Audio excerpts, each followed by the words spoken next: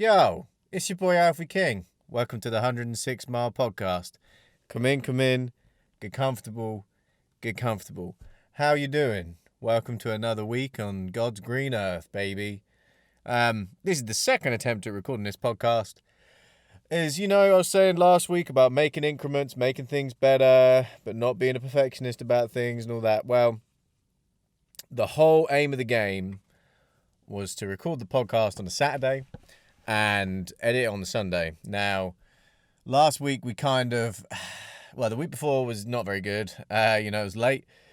Last week I ended up doing it on the Sunday, editing it all week, and it was a bit of a rush, but we got there in the end. And then this week, we managed to get out there Saturday night. I took the camera. I'm going to put a little shot up in here. To be honest, it was fucking petrifying because right, let me rewind a little bit. Let me take us back a little bit.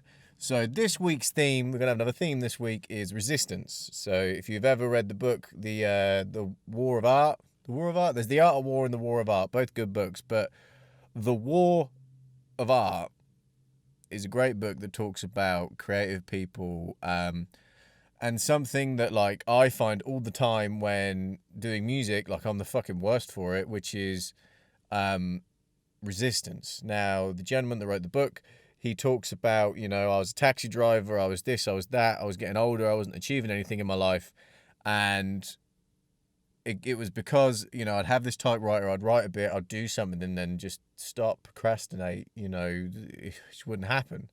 Now, oh, goddamn, sorry, man, anybody on the video, I'm not looking fresh. Damn, with the jacket zipped up all the time in this thing. Anyway, getting comfortable in this motherfucker. So, like I was saying, you have the resistance, and the resistance is real, and what you need to do as an artist is make war against the fucking resistance. I know normally we're on the side of the resistance, right? Star Wars vibes there, but this time we're against the fucking resistance. And it's something that even the book, with writing the book and stuff last week, has kind of taught me, because you start off with all the good intentions in the world, right? You start off with half an hour a day, that's doable, I can do it, and I think something everybody can relate to, a lot of people can relate to, is the gym, where you start the gym, you get your fucking new leggings on, new trainers, you're feeling hype, you got your new workout routine, this is going to be the year you're going to get a six-pack, baby, or just, improve your health, whatever it is, and you do a couple of good workouts, but then you get sore and you fucking, you wake up late, or you don't prep your bag like you normally do, whatever, and then you just think, man, fuck this, I don't want to go.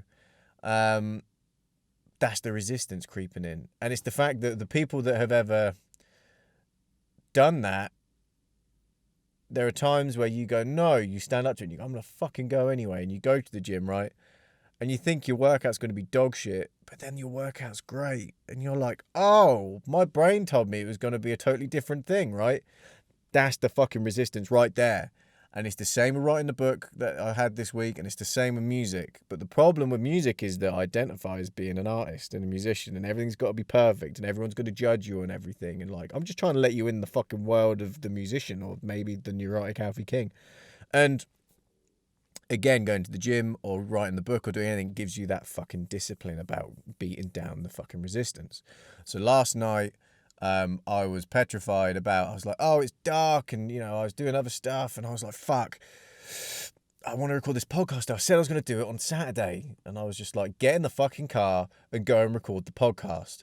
And I had the big fucking light on top of the thing, and I feel so self-conscious enough doing this fucking thing anyway in a car in public. People think you're making fucking dogging videos. I don't know. There's some woman you'll probably see behind me pushing a pram with a kid in. She's just going around in circles in this car park. I don't know why. I mean, I understand maybe she's getting some exercise for her and the kid. And again, from a purely selfish point of view, I feel mega self-conscious. This woman's going to be like, why is there some weirdo in the car with the fucking camera? But anyway, and last night I had the same thing where I was like, this big light, it looks like I'm filming fucking Top Gear in here. The police are going to come. I don't fucking know. A lot of the time, these charging points are in hotels, Nothing fucking happened. It was great. The podcast was great. I talked about some deep shit. But like I was saying about last week, about just make little improvements every week, and we can make it work as we go, and, blah, blah, blah. And I'd have all this resistance of these things that were slowing me, oh, but, I've got to take my laptop, and I've got to have an interface, and I've got to fucking And I was like, no, just do the podcast, make it work until you can change it and make it better. And guess what? I'm lucky enough to be able to earn some money to invest in stuff. So I got this recorder.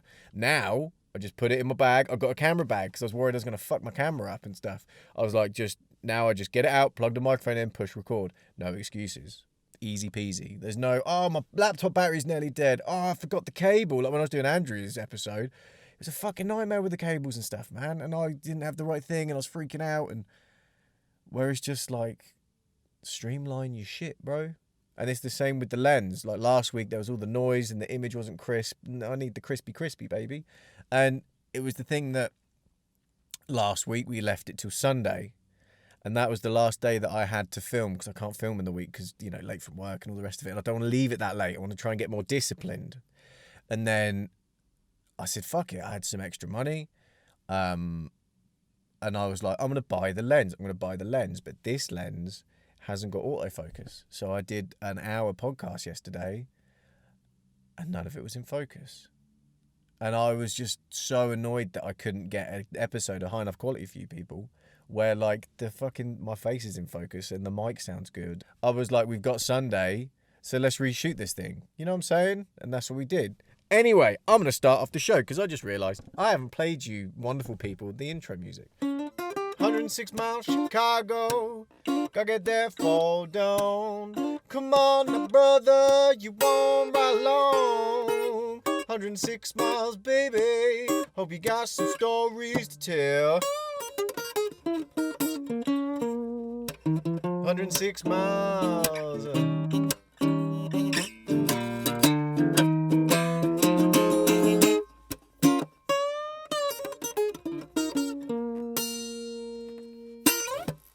There we go, everyone. There we go. Okay. Right, man. Let's get into it. So what's going on this week? Yeah, we got fucking stories about crystals from outer space. We got some update on the crypto. We got an update on... I own solar panels in South Africa now. We've got... What else we got? We got the album of the week, the Double. We've got... we got some other things that were going on in my life that I'm gonna tell you about. Yeah, man. So let's get into it. Why don't we start off with a little Moldavite action? So anybody that's been on the TikToks has seen. So this is kind of another fucking reflection on me and the TikTok action. Has seen the things about Moldavite, right? Now this annoys me because I was watching some videos on the Moldavite, and these are from crystal specialists, right? Now what upset me was the fact that they kind of glossed over the details of how it was made and they were kind of just pulling it out of the air. Now, I know that this whole show is me pulling it out of the air, right? But it's the fact that I was like, you're the fucking crystal person, man. Just know the history, man. So anyway, I know that's such a high horse for me to fucking say, but okay, Moldavite. Okay, we've got some information. Moldavite, about 14 million years ago, the Earth was hit by an asteroid. This is like story time. The impact of this huge meteorite created the Nordlinger Ries crater. In this collision, the meteor was shattered and fragmented parts of the meteorite together with terrestrial rock were thrown into the atmosphere and landed hundreds of kilometers away in the Czech Republic. The Nordlinger Ries crater has a round shape and diameter of 24 kilometers. This historic German city of Nordlinger is built in the crater. According to the calculations, the Ries meteorite was up to 1 kilometer in diameter. Basically, 14 million years ago, space rock came and fucking hit and created this glass, right? So I've got my necklace on here. You probably can't see it very well, but I'll put a picture up. This is some alien crystal shit, man. Now on the TikToks, it's like, this crystal changed my life, blah, blah, blah. And I was talking to friends of mine and I was like, what do you think about crystals? And they were just like, oh dear. And I was like, right, okay. Listen to me now, because some crazy shit's been happening. Like, they're just weird stuff. So I got this crystal because, you know, it was supposed to, the idea behind it, and everyone has a different experience and blah, blah, blah, is if you have a life purpose, right? If you have a life purpose, it will cascade you into it extremely fast, supposedly. But it's tough love. So, like, I don't know, You're like, oh, I'd love to fucking write a book about Norwegian boats, you know, or whatever, but I can't do it because I've got this job and blah, blah, blah. It'll be like, bam, sorry, you just lost your job. Do you know what I'm saying? So it's kind of like anything that's in your way, it will take the things out of the way, but you've got to be prepared for what might happen. And other things is like brings up your energy, brings up your vibration. And let me put it this way, right? I believe it. And maybe it's from the fucking woo-woo stuff, or maybe it's from like a we just don't understand it side. So like the fucking moon is powerful enough, and I know this is some fucking bro shit, but the moon is powerful enough to move the tides, right? And the term lunatic comes from, you know, the effects of, you know, patience and stuff based on the moon cycles. And I'm just like, yeah, it makes plausible sense that there's enough the force that these giant masses have that it affects us. And it's the same with the star sign thing. I'm like, maybe you believe in like the woo-woo or the spiritual side. Sorry, I don't mean to be offensive. The spiritual side of these things. Because at the end of the day, like religious people have faith and they believe in stories that they were told by their ancestors. And, you know, so if people believe that and it's plausible, why can't people believe in star signs and it be plausible? In the same regard of like, even if you look at it from like a purely physical point of view, and I understand this is a flawed logic because there are different seasons depending on the equator that you're in. But anyway, if I'm a baby and I'm born now, I'm trying to get this right. If I'm born in late summer, so I grow up in the winter and I'm all kind of, you know, my first months are in the winter and I'm all kind of huddled up and kept warm and you don't go outside. And, you know, by the time you're, you know, you can walk, you're still not really going anywhere and it's cold. And what I'm trying to say is that you might be more introverted just by the experience you had growing up. So is it something where like these patterns of when you're born will affect how you progress? I don't know. But anyway, man, look, your boy Alfie King, he sits in cars with cameras and shit, so he's a bit strange. And I believe some out there stuff. Now, I'm just going to fucking say it. When it comes to the star sign thing, I think there's something to it. And when it comes to the crystal game, I think there's something to it. In the same respect, like,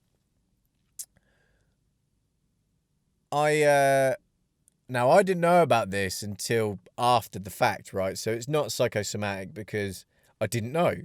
So you get stuff where, like, I used to do a lot of oral meditation, right? What was his name? Wayne Dyer, I think his name was. I'll put a link up if you're watching the video, a picture here. And he did like an oral meditation thing. And I was trying to get into meditation and I found this audiobook and I thought I'll give it a go. This is when the, you know, what was it, man? The Secret was a thing, right? And it was all this, you do 2 meditations a day. In the morning, you breathe in. And the morning was about the meditation. You go, but you do it for such a long period of time. Effectively, you become that vibration, right? And then you think about what you want to manifest. And again, is there a fucking science thing underneath it all where like you got one side of the argument, which is you're attracting, you bring your energy up, you're putting out your third eye into the universe, what you want to attract. That's the thing that some people might not find palatable. However, could it also be that you're programming your fucking subconscious over and over and every day. So when you get the point where you're going to take a risk on something to be somebody or to make a change in your life, your subconscious is like, fuck yeah, we are that bodybuilder. We are that fucking supermodel. We are that whatever. Because you programmed it. Because you're not listening to all the negative media saying, buy this shit. You're not good enough. You need to buy this shit. Do you know what I'm saying? That we get growing up, well, you know, just because somebody else can't do something, then you shouldn't do it, you know, because they can't do it. All that's shit. And I'm a big believer in like the Alchemist book, like such a good book when it talks about people's meanings in life, you know, and people having quests in life and all the rest of it. And I used to date a ballet dancer, and she would be like, oh, you know, being a dancer is so hard, and you know, what if it doesn't work out for me and all the rest of it. And I said, you don't get it though. I was like, if it's in your stars, not literally stars, but if it's in the universe for you to do, then you can do it. But you gotta fucking try, and you gotta risk. And it's the same with, like I was saying, Jordan Peterson alert.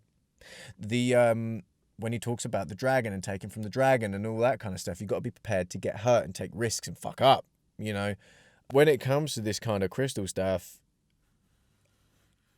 there's something to it. And the thing with the Moldavite is that it brings up your energy because it's the highest vibrating fucking thing, supposedly highest vibrating crystal, because it comes from the extraterrestrial and the impact and all the rest of it.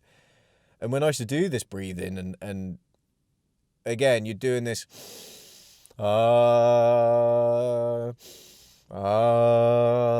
you're thinking about what you want, and it goes on for like 45 minutes or whatever, an hour, and it's maybe you're over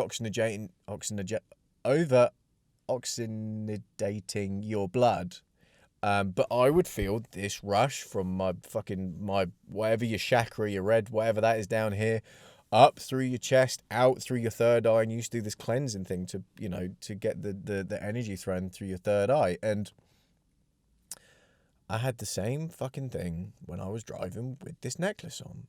I was like driving, just fucking going to work, and I felt this rush going up through my chest and out my third eye, and I was just like, this is fucking mad. I felt like my feet tingle, my hands tingle, and I was like, and I didn't know that this was a thing that people report, right? So it couldn't be psychosomatic because I didn't fucking know about it. And I was like, this is fucking mad. And people say, like, with the Moldavite, you know if it's real or not because when you touch it, you'll feel it. And you do, you get like this fucking rush. And to the point that some people are like, get that fucking thing away from me, or people like it. And anyway, I just found it fascinating. I was like, let's fucking roll, baby. Let's roll. So this is me with the Moldavite action. And I will report and let you know what happens. I've got a similar thing with, like, I've got some turquoise that I'm going to wrap in a band and start wearing that. Just getting that vibe, baby. You know, that vibe. And I think there's so much to do with subconscious psychology and stuff like that. And like, I was starting to re-listen to The Power of Now. And it's basically like, all you've got is now. It's just now. Your past is memory. Your future's guessing. You've just got now. And this leads me back to the resistance thing. So, writing the book, right? Like I said, you're never going to be perfect first time. You're never going to, you know, don't say you failed just because you didn't get it the first time the way you wanted to and all the rest of it. But just be wary of that fucking resistance, man. It's a motherfucker. So I was like, half an hour every day, I'm going to do it. I'm going to go to bed at 9, get up at 4, you know, did it for a couple of days. Now, I live with my nan and my uncle. With COVID, I moved home again, gave up my house just because I didn't know what was going on with the job market. And anyway, I was very lucky to just go on furlough and I kept my job. But this is the fucking thing with old people, right? That they just wake up crazy early in the morning and they can't help it. And my nan's like, I was up at 3, I was up at fucking 2, I was up at 10. I'll be like, Nan, it's only 10 past 10 now. She's like, I'm already up. Anyway, and my uncle gets up early for work, like 5 a.m. to go to his job. And so I felt that if I get up at 4, well, this is the resistance fucking with you, man. Fuck the resistance. Like, I'd get up at 4 and I'd be like, oh, I can't go make coffee. I can't do this, I can't do that, in case I wake Nan up, in case she's sleeping, because it's not fair. And then I was like, was my uncle up before he's supposed to go to work? You motherfucker gets up at 5 in the morning, he doesn't want to wake up at 4. And again, it was my brain trying to self-sabotage and be like, why the fuck are you doing this, bro? Either I'm a genius or a fucking psychopath, so I'm sorry if this is freaking y'all out. I'll talk about some music in a bit, but this is the behind the scenes of Alfie King and the fucking mind of Alfie King, right? So you're along for the ride. Now, I was like, fuck that. You've got books you want to read on your iPad about music, or invest in, or whatever you're fucking learning this week. You've got things you can do quietly. Just fucking do that for an hour. Because here's the thing, right? When you're like, oh, in the evenings I'm gonna get my hustle on in the evenings, and you watch the fucking Gary V shit, baby, and he's like, hustle, hustle, hustle. But then, like, I don't know, when COVID times isn't a thing, right? You might be like, I don't fucking know. You lent something to your friend. So I lend like a fucking PlayStation to Louis, or I get the new PS5. I think that's the one they're on. And I lend it to Louis for a weekend, and it's fucking Friday the next week. I lend it for the weekend of the week. I'm a fucking nice guy, right, in this metaphorical universe. And I'm like, right, I'm going to go pick up that shit because it's Friday night and I want to go play my shit. Now, But let's just say I play it on a Saturday morning. I don't know, it's some fun time. But my hustle is like, really, I should just fucking finish work, drive home, or drive to Louis, say, yo, give me my shit, I'm on my hustle tonight, put it in the car and drive home. That isn't what's going to happen, because Louis is my boy, we're fucking brothers. He's going to jump in the car and be like, what's happening? How you doing? I haven't seen you all week, blah, blah, blah. And I'm going to love that. And that's fucking part of the spice of life and the niceness of having those moments where it's, you know, you get to see your friends. And so what happens is your boy gets in the car, you're chatting away, I don't know, half hour, whatever. He's telling you about some shit like, oh, fucking, or maybe I'm saying about some shit at work or whatever, and you're talking, and then you get home and then you fucking, I don't know, you catch sick, and what I'm trying to say is all these things that are out of your control come in, and then before you realise it's fucking 9:30 at night, you're like, man, I'm fucking tired as shit, 10 at night, it's Friday, and you think, do you know what, I can't do it tonight, I'm just going to fucking do it tomorrow. And then you end up missing that time again and missing that time. And I say it because I fucking know, because I've done it for years and years and years. And instead of, you might write one night or 2 nights out of the week, I hustle those instead of doing all 5. And I was like, right, we're getting up at 4 fucking a.m. And the scary thing is when you get up that early, there's no fucking distractions. And you're like, oh, I have to do the work. Fuck, I have to do the work. Right, okay, right. Do you know what I mean? And so for me, it kind of just takes out. Now, you might think I'm a fucking psychopath, and that's fine. But anyway, that's what I found. And again, I kind of had this, like, my brain coming in and trying to get me to, like, why don't you go to bed at 10, man, and then just get up at 5, and then blah, blah, blah. But then what I do is I did that, and because I stayed up a little bit later, I was then tired. And then in the morning, I'm like, oh, just sleep in, man. Just fucking... Anyway, what I'm saying is that you just end up in this cycle. And fuck that cycle, man. So it comes down to the book, right? Now, never written a novel before, don't know what I'm doing, blah, blah, blah. And I said half an hour a day. And long story short, I wrote myself, like I said, I'm trying to do the Stephen King, be a pantser, right? You write from your seat of your pants. You have like a very, very, very vague idea of what a plot might be, but you just think there's always got to be some kind of, something at stake, some controversy or some whatever, something in the air, right? And what I do is metaphorically close my eyes. I'm watching the movie in the book, and I watch what happens to the characters, you know? And so I'm like, right, what happens to Jimmy James in this scene? What happens in the right, I was trying to write this scene about him in an alleyway getting jumped, and I was just going to have this guy come out of nowhere and shoot the mugger and then give him a monologue and blah, blah, blah. But anyway, I'm writing this scene about how he gets tricked into this fucking mugging in this back alley. And then in my head, I was like, yeah, then this guy, you know, and I'd stop writing for the day. And it ended with, like, he launched in with a knife and, you know, and whatever. And I was like, then the resistance started to come in because I'm in it now. The initial novelty's worn off, right? And I'm like, oh, but then this fucking guy's going to get out of his car and shoot the guy. And I was like, but then that's boring, and where's it going to go from there? And it's just a dead end. And in my head, the resistance was like, what are you even doing? You're not a fucking writer. Why are you doing this? Why don't you fucking go back to write more music, man? Fuck this. And in my head, I psyched myself out. And then the next day, I was just like, oh, man, I'm tired. Fuck, man, you know. Anyway. And then I got really upset with myself. And I was like, this is half an hour a day. This could be bullshit. And, you know, you could just throw it away. You're not a novelist. Stop fucking being uptight about this shit. So the next day I sat down, and do you know what? This total other idea came to me. And I was like, oh yeah, sick, I can do this fucking thing, and it can be a fake out, and I can do this other shit. And again, it wasn't until I was sat there, and it's the same with the gym.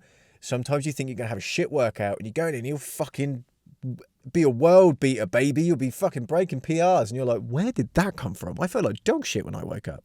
And this is what I'm saying. It's like, in the book, The War of Art, you get this thing where it's like a professional turns up every fucking day. And we all do this when we're in our jobs, our day jobs, right? If you're doing a day job that isn't your passion. I turn up every day to my fucking day job, good, bad, ugly. Regardless of how I feel, I could feel like dog shit and then have a great day at work. But you don't know, but you turn up every day. And that's the same with, like, the podcast. It's like, I turned up yesterday when I said I was going to do a Saturday, and I fucking beat the resistance, and I did it. And I fucked up the focus. And all of it was blurred. And I was like, fuck! I was so annoyed with myself because I have a way of checking it and I didn't do it. And I was like, right, are we going to edit what we got or are we going to reshoot this thing? And I was like, you got Sunday, just reshoot it. You got a time, I was only half charged anyway. You can do another charge, be fucking super topped up for work next week, and we're gonna go and do a reshoot and make this crispy. So anyway, that's the fucking moral of the fucking shit out of the way. When you're on the path and you get to the sucky bit, once the novelty wears off, don't listen to the resistance. Your portrayal of the future, because your brain's there to keep you safe, out there in the wilderness.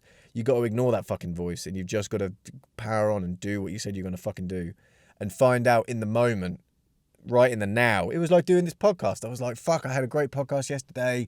If I go do it again, it's not going to be as authentic. It's not going to be whatever. And I'm loving it. I'm loving this shit because I kind of have a different perspective now. I've done it once, So last night, went to bed a little bit later than I should have, right? Still got up. Not a 4. Again, see, I'm being accountable. I'm being honest. I'm not painting a fucking rosy picture, but tonight we're going to bed early and we're going to fucking get up in the morning and get on with some shit. But I found this thing about solar panels. I think it's called what's it called? Oh, I'll put it in the show notes for the episode and I'll put a link up here. Oh, what is it called? Anyway, effectively, you can buy solar panels in South Africa, right? And they've had a couple of projects. One was a school. Another one was a wildlife reserve. And another one was, I think it was a rubber recycling plant. And what they do is they work out this isn't financial advice, blah, blah, blah. They work out the upkeep, the maintenance, all the contract side. They do all that. And you physically invest and buy these solar panels, right? And then what happens is all the surplus energy, you get paid back to you when they pump it to the grid. Now, here's the thing, and I've emailed them and I'll let you know what happens with this shit. I said... So the way it looked was if you buy in Bitcoin, because I'm starting to build up a little bit of Bitcoin, and I was like, instead of just leaving it in a bank account, can I invest it somewhere and get it to make more money for me over time? But the way it looked, it was like you can buy it in pounds and then you'll get paid in pounds, but then you get all the conversion rates and all that shit. Or you can buy in Bitcoin and get paid in Bitcoin. And I was like, oh yeah, I want to do the buy in Bitcoin, get paid in Bitcoin. But here's the clincher, right? The value of Bitcoin's going up and up and up and up and up. Right? So for, schmuck logic, old fucking Alfie boy here, let's just say you bought it at 1 Bitcoin. You bought a solar panel for a Bitcoin, right? And they say, we're going to pay you 10%. But what happens is, what they're doing is converting it to the local currency. So let's just do it in pounds to keep it simple. So 1 Bitcoin's £10, okay? And a solar panel costs £10. So you say, right, cool, here's my Bitcoin for £10. And they say, we're going to pay you back 3 times that over 20 years, because it's a 20-year thing. Every month you'll get a little bit of commission, a little bit of money back, right? So if it was 10%, £10, that's going to be £11. If I can have that maths right. That you'll get paid at the end of it for your investment. But you paid a Bitcoin to get that. But the thing is, in 20 years, that Bitcoin could be worth £1 million because of the way Bitcoin's going up. So if they're paying you in Bitcoin, you're never going to get paid because they're just going to say, okay, well, what's £11 Bitcoin now? And it's going to revert back to that currency. So it could be that 0.0001 is £11 or whatever, if you got paid in a lump sum at the end, let's say. So if you're doing Bitcoin investment, you never get it back. Anyway, I emailed him to ask about this, and it was late last night, so, whatever, we'll see what they say. But I then found out once I did it once that I was like, oh, you can buy in pounds and they can pay you back in Bitcoin. And I was like, that's a better way of doing it, because then you're always just getting Bitcoin or whatever the rate is. Do you know what I mean? But it'll always be at least a 10% increase or whatever it's different for different projects. Anyway, I emailed him and I said, I don't want to pull out. I don't want to change it. It was it wasn't a lot of money that I invested. I'm really for the cause that you're doing. I really like the fact that you're offsetting the carbon and it tells you how much carbon you've offset. It was for a shopping centre in South Africa in like a big town that they're going to be redeveloping. And it's clean energy. And like I say, you're offsetting your carbon. So I'm in the electric car, offsetting the carbon. I'm paying for fucking solar panels in South Africa or I'm offsetting carbon. I'm trying. I'm fucking trying. And if it works, Because the thing about being a musician is you end up with a fairly heavy carbon footprint, regardless of how you do it. You're always driving to a gig, right? So if I can do it in the Zoe, because I've got loads of miles, and if I get lucky enough to fly and do spots around Europe or wherever in the States, if you can build up this, I'm getting investment back in the fucking solar panels, you feel me? And I'm offsetting all my carbon. So it's a win for everybody. And you're helping develop parts of Africa. And to be honest, the shopping centre was like the only one they have at the moment. I'd hope that they had some more like schools or recycle centres that I could get involved in. But this is just toeing the water, you know. I didn't go and pull my Bitcoin in one thing, never, you know. I just a little bit and just see how it works. So anyway, there's some fucking investment news for you. Moving on to my stocks and shares and all the rest of it, trying to have a look into that. Again, not financial advice, anybody, but I was looking into eToro. Don't like eToro. I'm going to try and keep this short because I know a lot of people aren't into it. They ain't here for finance, baby. You're here for the rock and roll. In essence, I don't like eToro because in the beginning of eToro, it was like a video game. It was like a walled garden. If I went in and said, here's my £100, can I have £100 worth of Apple stock, please? And they were like, yeah, here's your £100 of Apple stock. You don't own the stock.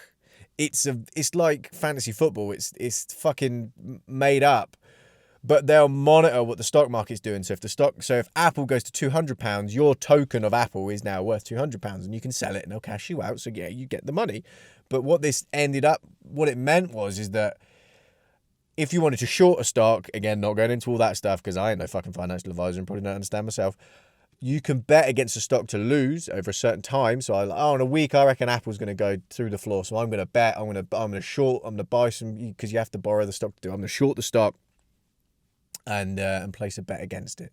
Now what they would do is they would say like, oh cool, well you want to bet, how much you want to bet, or how much do you want to put down on this? And I'd say £1,000 I reckon that it's going to short, right? And they'd say like, would you like to use some leverage on that, sir?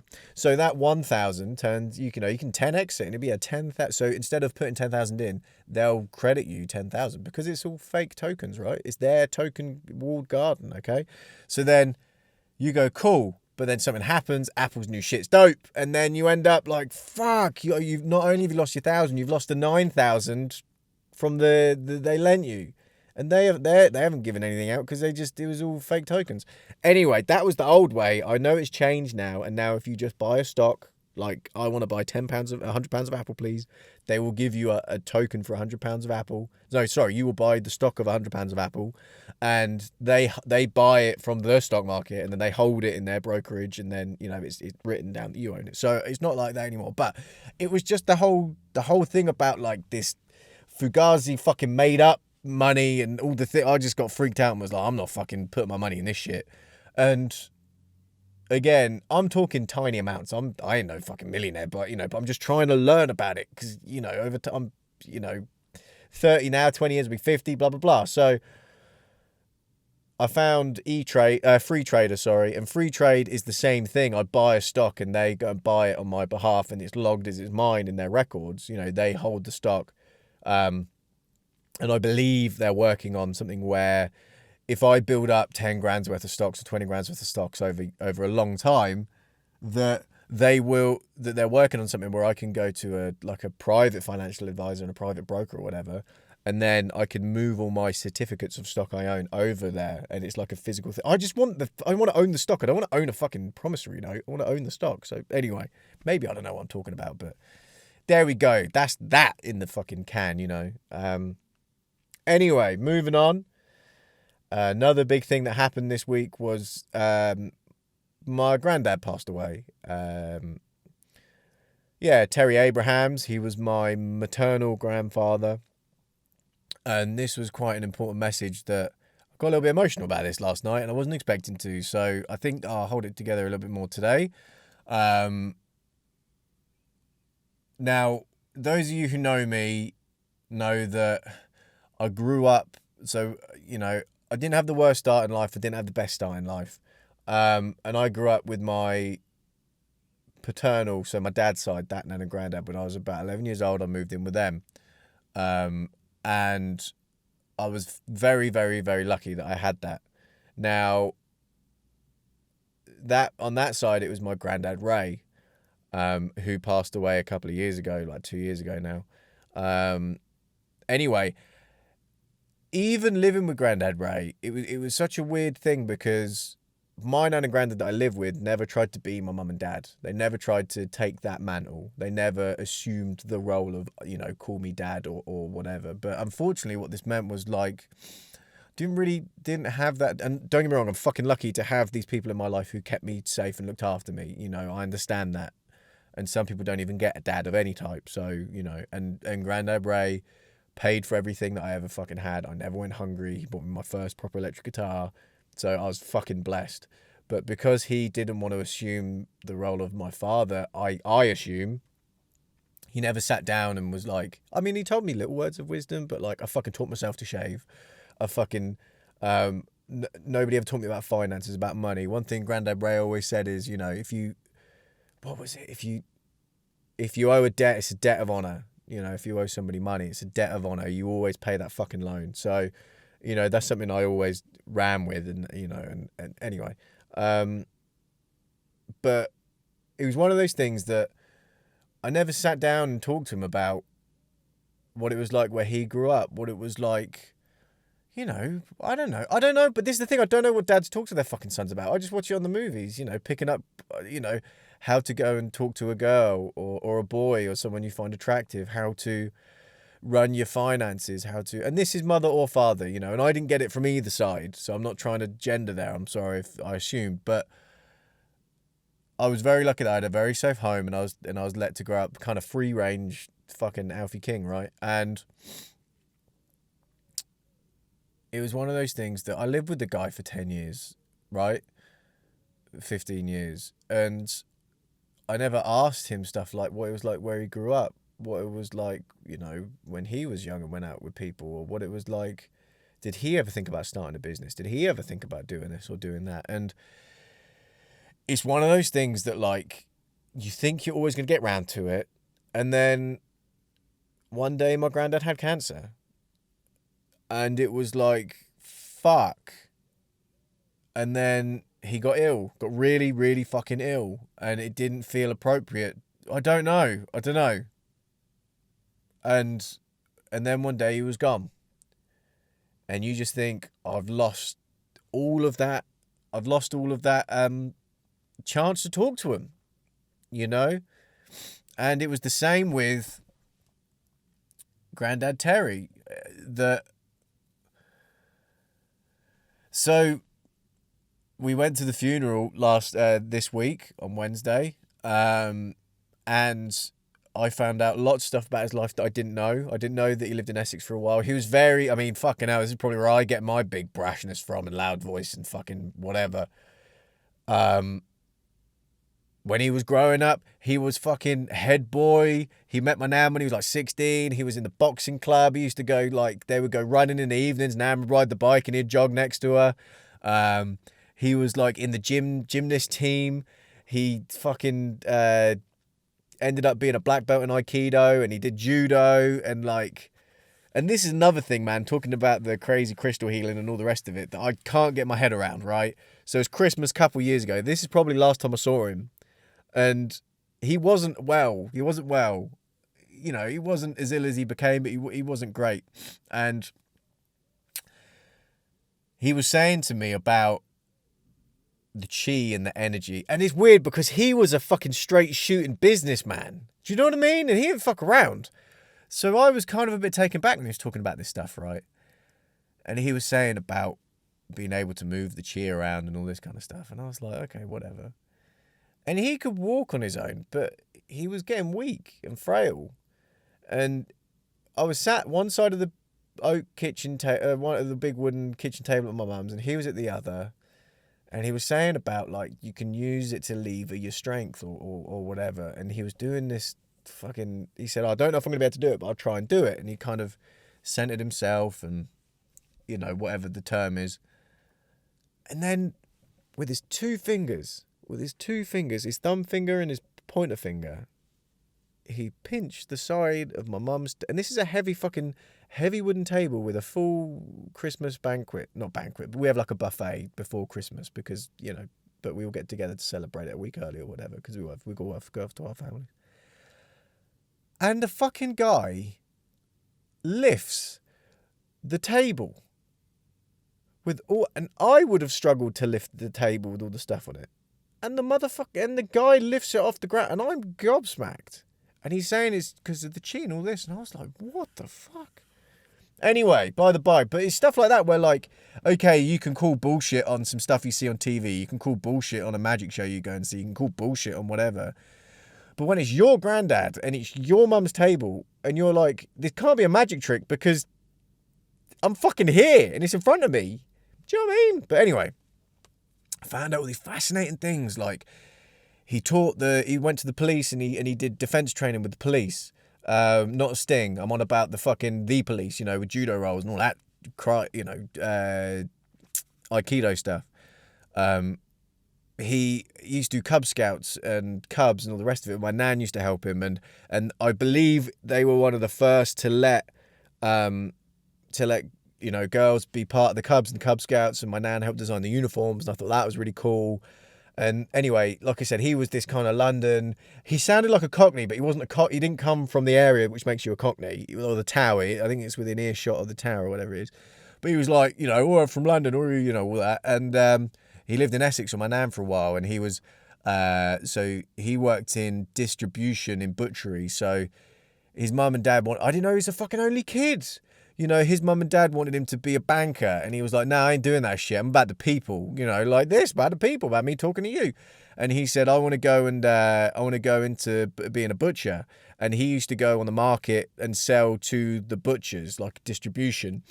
And he did that for a while, and he said, nah, I don't like this. I want to go and be a butcher in a butcher's shop and serve real people. And so he went and did that, and then he started his own butchery, butchers. But it didn't quite work out, blah, blah, blah, because how times change, and all the butchers closed, and, supermarkets. But he was this fucking businessman that was always out there doing stuff and pushing things and thinking about it. And I remember he saying to me once, because I was always a bit nervous with him, and because, anyway, going back a bit, so when he got to around retirement age, right, he moved to Spain with my nan, to Ibiza. There's an old side of Ibiza, right? And it was the fact that I kind of knew he was a Mason. And again, I know you got all the conspiracy theorists about the Masons, but we're just going to say they're good guys, right? And let's just leave it for the sake of this episode. He was saying that he was a grand master, and he opened more masonry places in Ibiza and Spain than like anybody ever, right? And he got given this award that was only given to the King of Spain, to him, and to this other Spanish gentleman who was obviously a high mason. And they raised loads and loads and loads of money for charity, and he did all this crazy shit whilst running a business and being a butcher and raising kids and doing all this stuff. And like, maybe that's where I get the passion to do this. And I tell you now, I tried to get some information out of him about the Freemasons. Motherfucker wouldn't tell me a goddamn thing. Part of me was like, so because he went to Spain, I never really knew him. I knew him, but I didn't know him. I kind of saw him, infrequently growing up, but I remember him saying to me, like, so what are you doing at Christmas? And I'm just like, well, music and this and that. And he's like, what's the angle? How are you going to do it? How are you going to get into it? And I was too scared to, where now I've had the awakening and I've got the fucking Moldavite, I'd have sat down and been like, yeah, this is my angle. I'm going to try and, make a podcast so people can get to know me a bit more. And I get to interview other cool musicians and open my understanding about music up more. And then, hopefully do this and blah, blah, blah, blah, blah. And it's like, I think I would have got on with him a lot more than being scared, because all he was doing was calling me a bullshit and was just like, if you're in the game, play. Don't stand at the sidelines and tell me you're a player. Excuse the metaphor, you know what I'm saying. If you're hustling, get hustling. Don't talk about it. But anyway, it was just something that they moved back to England a couple of years ago, him and my nan from Spain, and his health declined, and it was one of those things that I always kind of thought, oh, I'll get to spend time with him, I'll go and do it, even though my other granddad already passed away. And then I got the phone call saying that he was ill, like in hospital, and he was really bad, and I was like, fuck, and then I got the phone call to say that he's gone, and the first thing was just like, fuck, I missed another opportunity again.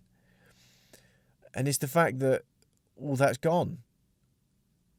And, you know, as time goes on, and again, you get all this in your head about, no, this podcast's got to be sexy and you got to be interviewing rock and rollers. And it's like, no, like, as long as my family are comfortable with it, I might interview my nan one day on here and you can hear her stories about growing up in the North and growing up in London, you know, and you can, and even if not, it's more me getting the things in, because my family's very like, we don't talk about stuff like that. I don't know, maybe people don't. Maybe I'm just fucking nosy. I don't know. But all I wanted to do by having this little visit with I don't want to fucking bum you guys out, but it was more just don't fucking waste it. Don't waste it, man. You know, just go and have a cup of tea with that fucking uncle or that aunt, or, you know, and if you have any inkling that you ever might want to know, just fucking stump up the bottle. And you might feel weird about it, but they might not tell you because they don't want to bore you. You know, I feel sorry if I ever have kids, because I'm going to bore the fuck out of them, or I'll just be like, oh, here's the 106 Mile podcast, you know, fucking season 1 to 25, you know, you can go and find out yourself. So anyway, love you, Grandad. You know, hope it's comfortable over there on the other side. Hope you're getting comfortable, brother. And yeah, and all I'll say is I was a pallbearer, and that was scary as fuck. And it's really heavy, and it's hard if somebody's really tall, because it kind of throws it off a little bit. So we didn't drop him, but fucking I was scared. Yeah. But anyway, sorry. Last couple of bits for this week's podcast. So really happy I got some good feedback from people loving it. I was thinking I was out here talking to myself in car parks. They're saying that they're loving the me lying to the people on the checkouts, making up stories because I feel awkward. That I'm hearing that it's happening. Pancakes are being bought under pseudonyms of fake children and stuff. Loving that shit, baby. Other people just saying that they're just really enjoying it, and you know, and they're, you know, just it's helping give some insight to some people, entertain some people through these lockdowns. There's some fucking light on the horizon that maybe this will be over and I can get some real guests. No, sorry. Andrea was a real guest. I'm going to regret that. But get some other guests on and musicians and talk about music and, you know. And it's coming back. And we're just trying to focus on where we want to be in the future and getting the hustles in and doing things that, you know, you enjoy and not getting too hung up on shit and just getting it done, baby. So anyway, double. Let's talk about the double. So like I say, we did one album this week. This album was Junior Kimbrough, All Night Long. Amazing album. Now, this was made in the early 90s, okay? And all the albums before that we've listened to were kind of in the Chess era, that had a sound, and they were trying to, you know, they were making music that was supposed to be not pop music, but, you know, was widely accessible to a lot of people, and they wanted it to translate, right? Now, what I really like about Junior Kimbrough is more, he just loves music and he just loves playing. And he's like, look, if it's commercial and it sells, great. If it's not commercial and it don't sell, whatever. But I'm going to play my music and just be me. Now, the documentary that, I think it was like The Last of the Delta Bluesmen, I'm going to say, I'll put a link up here, I'll put it in the show notes. It expresses just that. And it shows, and when you listen to the album, the guitars are a little bit out of tune a little bit sometimes, and like some of the things are a bit fluffed, and it just shows that there's a time and a place for everything. I kind of put it on while I was working and doing other things, and I just felt like I was in a small bar in America in like the 90s, and it was just a cool little fresh place to go to instead of being in Chicago at Chess Records, you know, where all the other stuff was that we've been listening to. My favourite track was All Night Long. It's just got a real fucking good beat to it. I really like that song. And it kind of just gave a bit more context and validity to watching the documentary, because I watched a documentary without really listening to him. And I was talking to Pete about it the other night, and he was saying that he believes his son's the drummer. And I said, yeah, because you can see it from the documentary. And again, it's one of those things where you see at the end of the doc where he's playing this festival, and you see all these people, and he's on stage with his son, and you can just tell his son's fucking buzzing. He's like, I don't know, early 20s or something. And I think that's a beautiful thing to be able to, you know, as long as your sons and daughters or whatever are into it, but, you know, give him that door and being like, yeah, this is the family trade. This is what we do, you know? And I just thought that was really fucking dope. Now, next week, we're going to be doing one again, because it's Muddy Waters, the Chess Box. Now, the Chess Box is a 4-disc CD, and I can't listen to 4 of them, do it justice, and listen to another album. So we're going to listen to disc 1 and 2. If anybody wants to listen along, feel free to email me and tell me what you think about it. And I'll, talk about it on here if you want. And I listen to a lot of Muddy Waters, and this is a collection set, so I'm probably going to know a lot of the songs on here, so it's going to be great for me. I want to do it justice. I want to listen to the stuff. I don't, because I won't lie, there have been times where, again, the resistance thing comes in, you're sat in your little patterns and you listen to your things, and then you think like, oh no, I'm supposed to be doing this the whole point is for me to expand my range of blues music and all the rest of it because I love it, but you just end up forgetting because I'm somebody that gets stuck in the pattern of watching the same things all the time, listening to the same things all the time. And I don't want it to be that, but that's the resistance, man. That's the theme of the week, right? So, we're going to listen to the Chess Box. I'm going to edit this and hopefully get this done today. So on Sunday, it's all pre-done and up there. So on fucking Wednesday, we're going to say Wednesday morning it's going to be online. I'm going to fucking send an Instagram before I go to work. I'm going to try and do a few 4 a.m. pictures, a few 4 a.m. club pictures on my Instagram. So you know that I'm there and I'm doing it. And if I don't, you can call me out on my bullshit. And I hope you enjoyed this week. Oh, also, Moldavite, crazy dreams. Crazy, long, lucid dreams I've been having. I've been hearing some people put it on their forehead when they go to sleep at night. Got to try that. Some craziness. But I dig it. But yeah, the one that I'll say is that I had this dream that I had to fly like a Cessna, but inside it was kind of like a camper van, like a mobile home. But I flew, it felt like all night, went on for ages through a storm. And guess what? I can't fly a fucking Cessna, but I had to try and work out how to, maybe that's a metaphor again. I never thought about this until leaving last night. Maybe that's a metaphor for me trying to find my way through all this shit, right? And yeah, because guess who must cope? Bojo was the co-pilot. But, and then when we landed, we got through this fucking storm and we landed and Bojo wanted to do a 3-point turn and there was a fence. And I was like, no, we're going to hit the fence. And he'll be like, no, it's fine. And it was when I let him drive because I was flying in the storm.